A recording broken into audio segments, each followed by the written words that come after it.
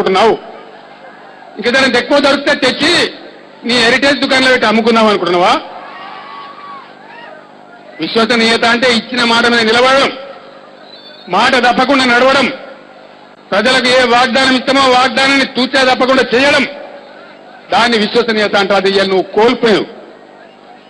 9 December నాడు తెలంగాణ వస్తే 10 December నాడు అడ్డంగా తెలంగాణను అడ్డుకున్నావు కాబట్టి నీ మీద విశ్వసనీయత లేదు ఇలా తెలంగాణ సమాజానికి. నువ్వు ఎన్ని కళ్ళబొల్లి మాటలు చెప్పినా నీకు విశ్వసనీయత రాదు. నువ్వు కాళ్ళ యాత్ర కాదు కదా, మోకాళ్ళ యాత్ర చేసినా ఇలా తెలంగాణ నేను నమ్మడానికి సిద్ధంగా లేదు అని చెప్పి మనవి చేస్తా ఉన్నా.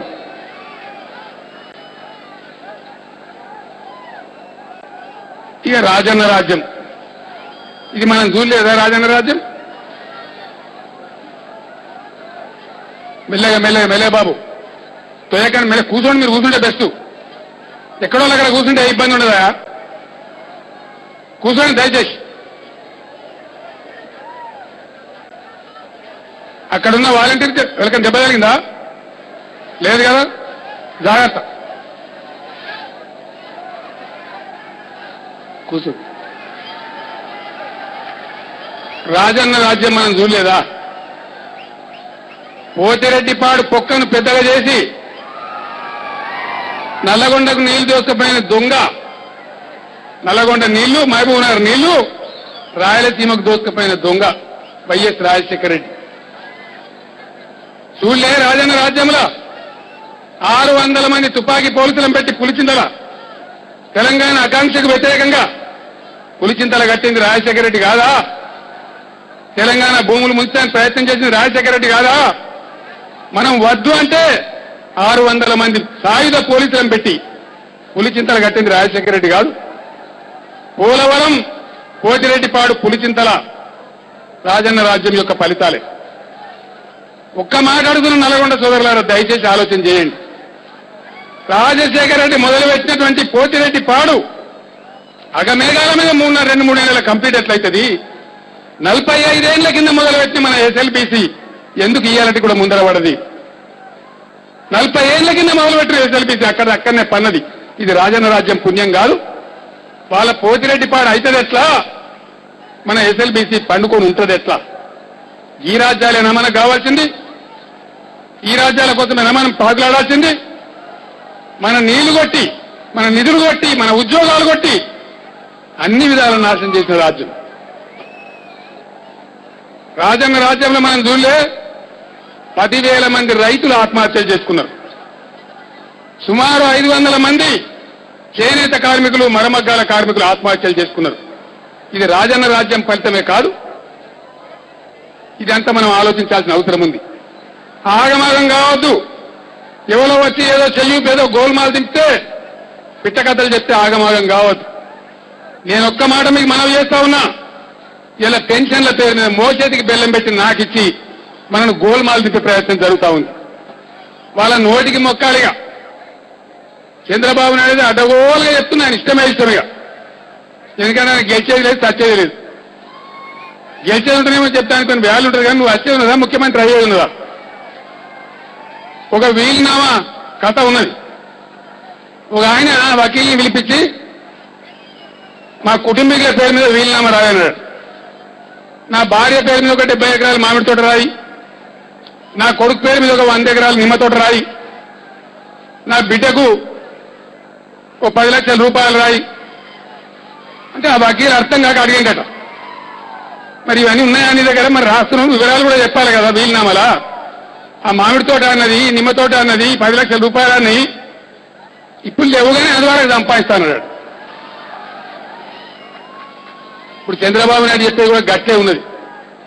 వాళ్ళ నోటికి మొక్కాలి. పెన్షన్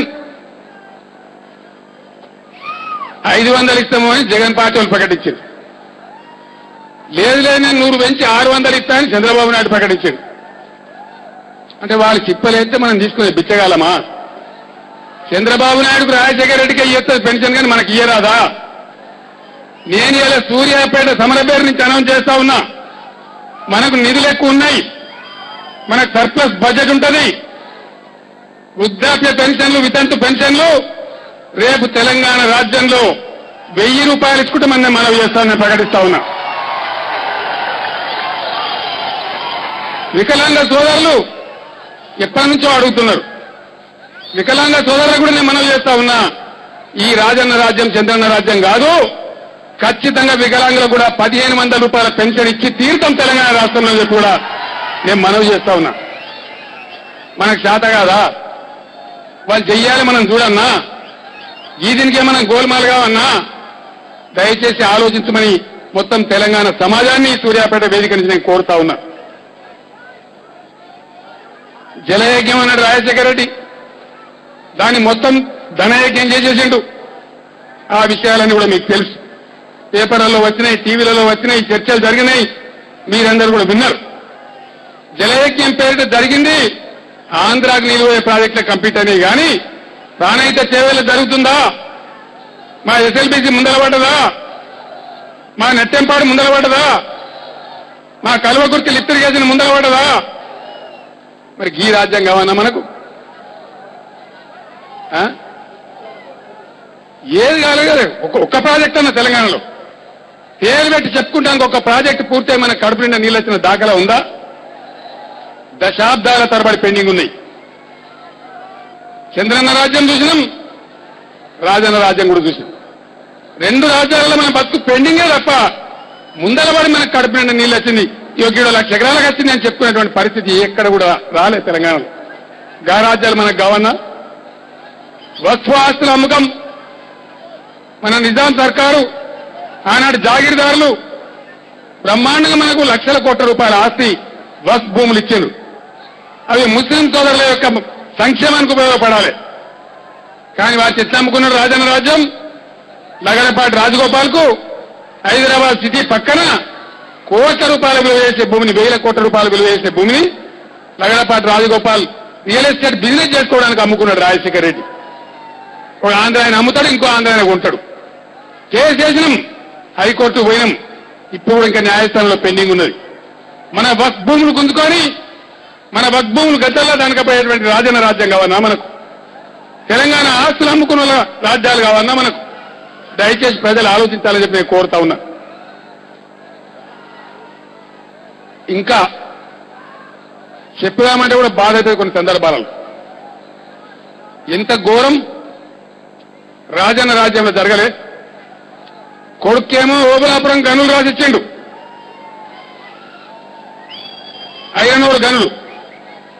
బిడ్డకు ఇలా తిరుగుతున్నగా ఇక మా నిరంజన్ రెడ్డి గారు జీవో ఇస్తున్నాడు. ఖమ్మం జిల్లాలో ఉన్నటువంటి తెలంగాణ ప్రజల హక్కు అయినటువంటి అత్యంత విలువైన ఇనుప ఖనిజం ఉన్నటువంటి బయ్యారం 1,47,000 ఎకరాల భూమిని అల్లునికి బిడ్డకు రాసిచ్చిండు రాజశేఖర రెడ్డి. వాస్తవం కాదా ఇది? మనకు తెలియదా? ఇంకా దొంగల రాజ్యం కావన్నా మనకు? తెలంగాణ గనులు, తెలంగాణ భూములు, తెలంగాణ ఆస్తులు గద్దల్లాగా కాజేసేటువంటి ఈ గజ దొంగల రాజ్యాలు కావన్నా మనకు? దయచేసి ఆలోచన చేయాలి. రాజన్న రాజ్యం ఎంత గొప్ప రాజ్యం అండి. నా పక్కకు ఐఏఎస్ అధికారులు మా రామ్ లక్ష్మణ్ గారు ఉన్నారు, మా ఐకే గోయల్ గారు ఉన్నారు. మీరు ఇంకేవాళ్ళని అడగండి. ఆంధ్రప్రదేశ్ రాష్ట్ర చరిత్రలో ఇయ్యాలున్నంత మంత్రులు, ఐఏఎస్ ఆఫీసర్లు జైల్లో ఎప్పుడైనా ఉన్నారా? మంత్రులు, ఐఏఎస్ ఆఫీసర్లు ఎందుకు జైల్లో ఉన్నారు? ఇలా ఏ రాజ్యం యొక్క పుణ్యం ఇది? రాజశేఖర రెడ్డి రాజ్యం యొక్క పుణ్యం, జగన్మోహన్ రెడ్డి చేసిన దందాల పుణ్యం.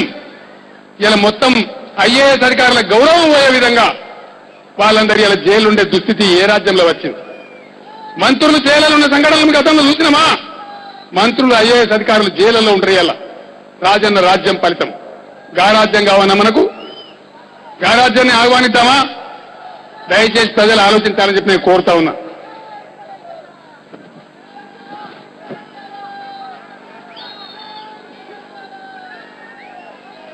ఎస్సీ, ఎస్టీ నిధులను 1000 కోట్లు మళ్లించిన ఈ 2 ప్రభుత్వాలు.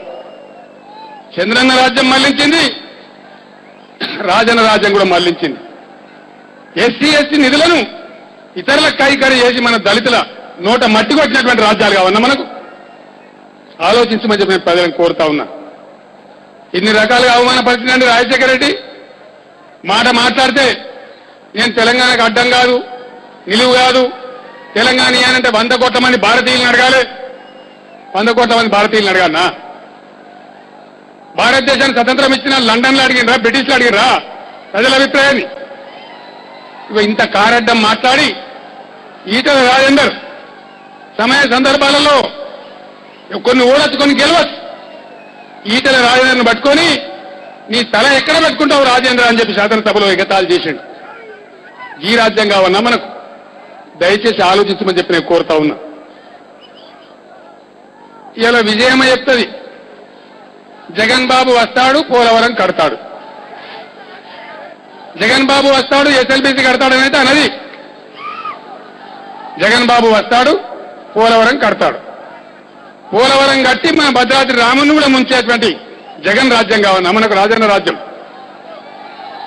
కావన్నా?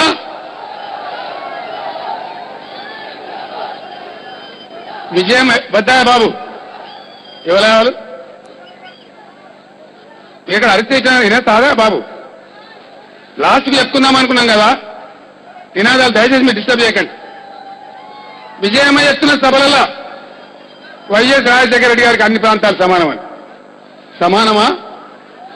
ఇదే జిల్లాలో లేదు సాక్ష్యం. రిమ్స్ కట్టింది రాజశేఖర రెడ్డి కడపలో, అది పూర్తయి బ్రహ్మాండంగా నడుస్తా ఉంది. మరి బీబీ నగర్ మండలంలో ఇక్కడ నిమ్స్ మొదలు పెట్టిండు. ఎందుకు ఎక్కడేసిన గొంగడు అక్కడే మా డాక్టర్ నర్సయ్య గారు చూస్తా ఉన్నారు, బూర నర్సయ్య గారు. అలా ఉద్యమం చేద్దాం అంటున్నాడు. నిమ్స్ కంప్లీట్ అయింది, రిమ్స్ కంప్లీట్ అయింది, బ్రహ్మాండంగా వెలిగిపోతుంది. నిమ్స్ మాత్రం ఇలా గుడ్డి దీపం పెట్టేది కూడా లేదు. ఇది అన్ని ప్రాంతాల సమానానికి రాజశేఖర రెడ్డి నీతికి కనబడతలేదా నిమ్స్ ఇక్కడ? ఏంటది? ఇక ఇంకో జీవో ఇచ్చిన నిరంజన్ రెడ్డి గారు, వైఎస్ కు అన్ని ప్రాంతాలు సమానం అంటాడు. అన్ని ప్రాంతాలు సమానమైతే ఆయన పోతిరెడ్డిపాడు ప్రాజెక్ట్ ఏమో 30 రోజులలో నీళ్లు తీసుకుంటాడట.